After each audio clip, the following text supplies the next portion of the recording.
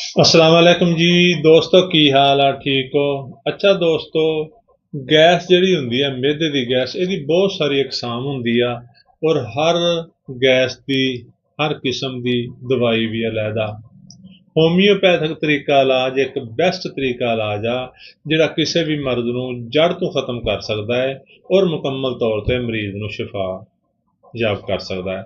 ਤੇ ਦੋਸਤੋ ਅਕਸਰ ਲੋਕ ਆਉਂਦੇ ਆ, ਕਹਿੰਦੇ ਡਾਕਟਰ ਸਾਹਿਬ ਗੈਸ ਦਾ ਗੋਲਾ ਬਣਦਾ ਹੈ।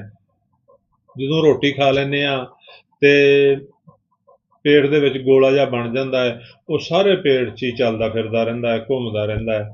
ਤੇ ਦੋਸਤੋ ਅਗਰ ਕਿਸੇ ਮੇਰੇ ਭਾਈ ਨੂੰ, ਦੋਸਤ ਨੂੰ ਗੈਸ ਦਾ ਗੋਲਾ ਬਣਦਾ ਹੈ, ਬਦਹਜ਼ਮੀ ਹੁੰਦੀ ਹੈ, ਰੋਟੀ ਖਾਂਦਾ ਹੈ ਤੇ ਐਵੇਂ ਲੱਗਦਾ ਹੈ ਵੀ ਗੋਲਾ ਜਿਹਾ ਬਣ ਗਿਆ, ਤੇ ਉਹ ਸਾਰੇ ਪੇਟ ਦੇ ਵਿੱਚ ਚੱਲਦਾ ਹੈ ਤੇ ਤਕਲੀਫਾਂ ਦਿੰਦਾ ਹੈ, ਬਦਹਜ਼ਮੀ ਰਹਿੰਦੀ ਆ, ਖਾਣਾ ਹਜ਼ਮ ਨਹੀਂ ਹੁੰਦਾ, ਪਰੇਸ਼ਾਨ ਨਹੀਂ ਹੋਣਾ।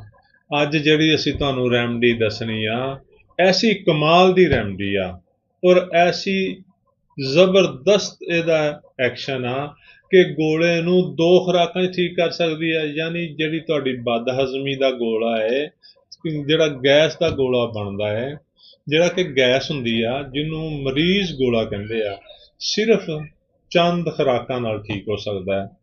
ਤੇ ਦੋਸਤੋ ਸਾਡੀ ਅੱਜ ਦੀ ਜਿਹੜੀ ਰੈਮਡੀ ਆ, ਇਹ ਦੇਖੋ, ਇਹ ਹੈ ਐਬਸ ਨਾਈਗਰਾ 200 ਤਾਕਤ ਦੇ ਵਿੱਚ। ਐਬਸ ਨਾਈਗਰਾ 200 ਤਾਕਤ ਦੇ ਵਿੱਚ। ਤੇ ਦੋਸਤੋ ਇਹ ਤੁਸੀਂ ਕਿਤੋਂ ਵੀ ਖਰੀਦ ਸਕਦੇ ਹੋ, ਜਿਹੜੀ ਕੰਪਨੀ ਦੀ ਦਿਲ ਕਰੇ, ਜਿੰਨੀ ਕੁ ਜੇਬ ਇਜਾਜ਼ਤ ਦੇਵੇ ਉਨੇ ਕੁ ਪੈਸੇ ਲਾ ਕੇ ਖਰੀਦ ਸਕਦੇ ਹੋ।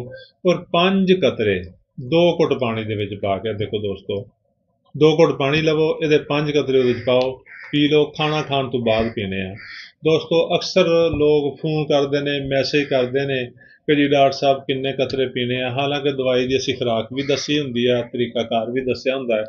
ਇਸ ਦੇ ਬਾਵਜੂਦ ਵੀ ਫੋਨ ਕਰਦੇ ਨੇ ਕਿ ਜੀ ਡਾਕਟਰ ਸਾਹਿਬ ਕਦੋਂ ਦਵਾਈ ਪੀਣੀ ਆ, ਕਿੰਨੇ ਕਤਰੇ ਪੀਣੇ ਆ, ਰੋਟੀ ਤੋਂ ਪਹਿਲੇ ਪੀਣੇ ਆ, ਬਾਅਦ 'ਚ ਪੀਣੇ ਆ। ਬਈ ਦੋਸਤੋ ਅਸੀਂ ਤੇ ਹਰ ਗੱਲ ਨੂੰ ਕਲੀਅਰ ਕਰਦੇ ਹਾਂ।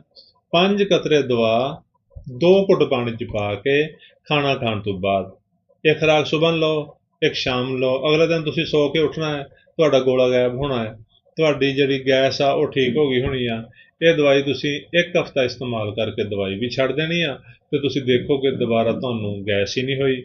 ਤੇ ਦੋਸਤੋ ਸਾਡੀ ਵੀਡੀਓ ਨੂੰ ਜਲਦੀ ਨਾਲ ਲਾਈਕ ਕਰੋ, ਸ਼ੇਅਰ ਕਰੋ ਤਾਂ ਕਿ ਮਜ਼ੀਦ ਲੋਕਾਂ ਤੱਕ ਪਹੁੰਚੇ, ਔਰ ਸਾਡੇ ਚੈਨਲ ਨੂੰ, ਸਾਡੇ ਅਕਾਊਂਟ ਨੂੰ ਸਬਸਕ੍ਰਾਈਬ ਕਰ ਲਓ ਤਾਂ ਕਿ ਤੁਹਾਡਾ ਔਰ ਸਾਡਾ ਰਾਬਤਾ ਰਵੇ। ਸ਼ੁਕਰੀਆ, ਅੱਲਾ ਹਾਫਿਜ਼।